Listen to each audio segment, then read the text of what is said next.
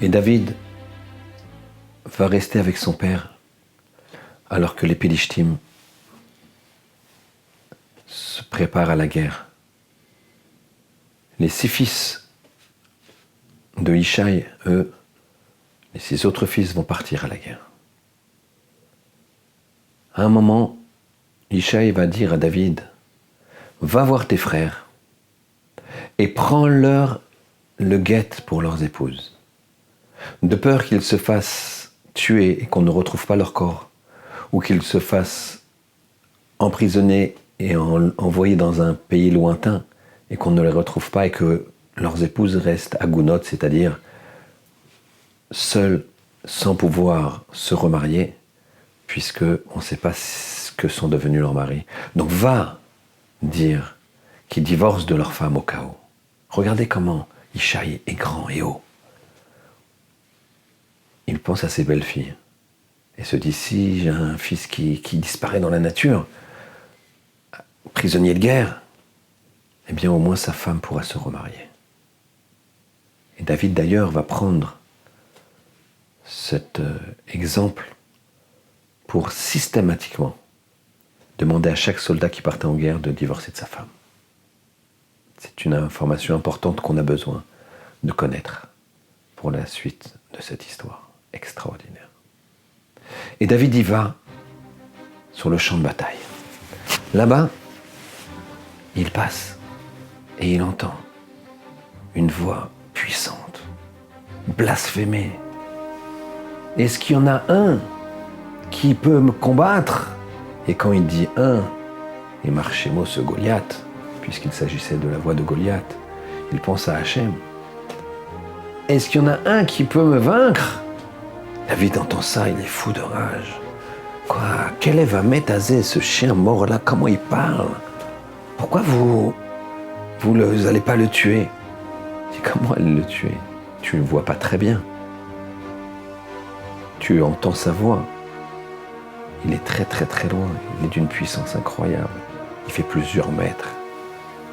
Il est protégé par une cuirasse de fer de 1 téphar de 10 cm. Je veux le combattre. Tu peux pas. Il faut d'abord passer devant le Beddin de Shaoul. La Gemara nous raconte que David s'est précipité. Il a été devant le Beddin de Shaoul. Shaoul Amelech, le roi.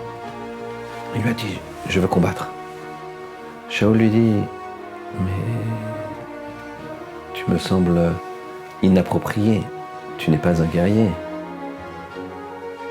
Il lui dit au roi, quand j'étais dans les montagnes, un lion est venu un jour et je l'ai tué.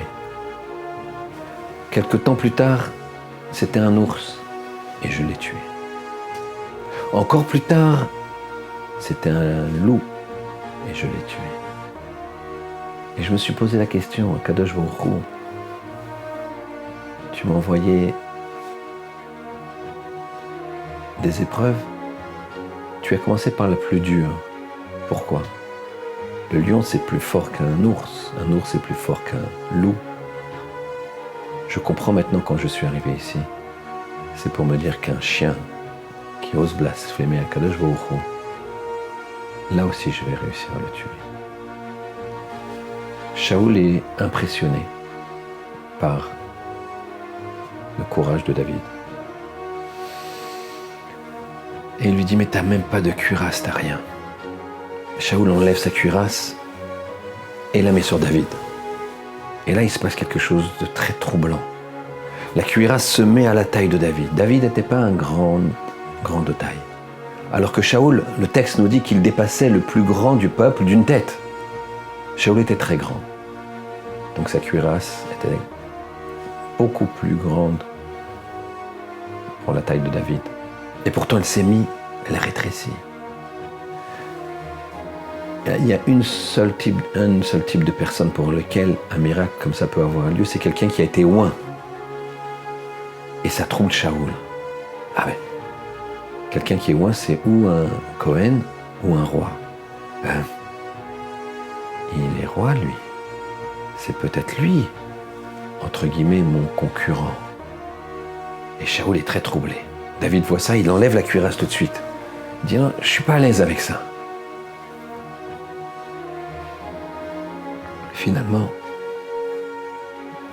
David part au combat. Il part au combat et il s'avance dans la plaine. Et devant lui, une montagne. Et il l'appelle Goliath, tu oses blasphémer Hachem, viens, montre-toi. David ne comprend pas, il ne voit personne. Et tout d'un coup, ce qu'il avait pris pour une montagne n'était que Goliath allongé. Voilà que Goliath se redresse. Et David de regarder. Que fait David à ce moment-là? Le cœur y bat, il a envie de fuir. Non. Il écrit dans sa tête un Télim, Shir Hamalot, Esaenai Eleharim. J'ai posé mes yeux sur la montagne. Me'ain yavo Ezri, d'où va venir mon aide? Il est énorme. Je l'ai pris pour une montagne. Ezri me'im Hashem. L'aide, elle viendra d'Hachem. Chacun connaît l'histoire, il prend une pierre dans sa fronde, il la jette. Et là, le temps s'arrête. Il faut savoir que dans les cieux, vous avez ce qu'on appelle des princes tutélaires de chaque élément. Le Nefesh Hachaim dit que même sur chaque grain d'herbe, il y a un ange qui dit pousse, pousse. Et il y a des princes tutélaires sur des groupes, comme par exemple le prince tutélaire de la pierre et le prince tutélaire du fer. Et voilà que, en l'espace de quelques fractions de secondes, le temps que la pierre sorte de la fronde de David, le prince tutélaire de la pierre s'adresse au prince tutélaire du fer et lui dit: je sais que l'épaisseur de fer qui est devant le front de Goliath le protège. Même si la force avec laquelle l'a envoyé David, cette pierre ne pourra pas tuer Goliath. Mais je te propose, dit le prince tutélaire de la pierre, de faire Kiddush Hashem en laissant cette pierre. Ouvre-toi et laisse cette pierre rentrer dans le front et tuer Goliath. Le prince tutélaire du fer va te demander, tout le monde va dire que c'est une pierre qui est venue à bout de Goliath. Tout le profit est pour toi, c'est extraordinaire, et moi? La pierre lui dit, alors je vais te donner quelque chose. La Brit Mila qui se fait avec des silex, se fera maintenant avec un couteau en fer. Jusqu'à la fin des temps. T'es d'accord? Il a dit oui. Et Goliath a reçu cette pierre en pleine tête et est mort. Goliath nous dit, le Midrash, n'est pas tombé en arrière. Il est tombé en avant. Pour que David soit encore plus proche de lui. David prend l'épée de Goliath, lui tranche la tête, et les Philistins sont en déroute. Car l'armée d'Israël les a poursuivis dès qu'ils ont vu que Goliath était mort. Shaoul est très embêté. Il est un petit peu très gêné, il sent quelque chose qui va pas bien avec David, il n'a pas envie de tenir sa parole. attention à ce moment-là de l'histoire, il faut préciser que Shaoul c'est un très très grand sadique. Et que ce vent de jalousie qu'elle a eu concernant David, c'est un vent de jalousie qu'il n'a pas maîtrisé. Mais c'est un très grand sadique, Shaoul. Et il va dire à David, c'est vrai, j'ai promis une très très grande somme d'argent et j'ai promis une de mes filles à celui qui tuerait Goliath. Mais il faut d'abord que tu donnes une dot, et c'est la fille d'un roi, ma fille. Il faut que tu aies une grande dot. J'ai pas d'argent, dit David. Alors moi, je te propose autre chose.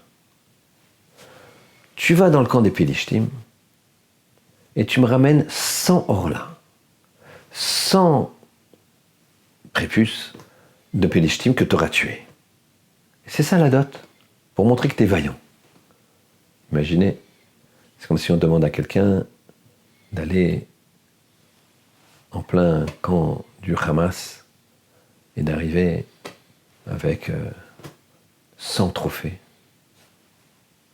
Il signe son arrêt de mort. Que va faire David ?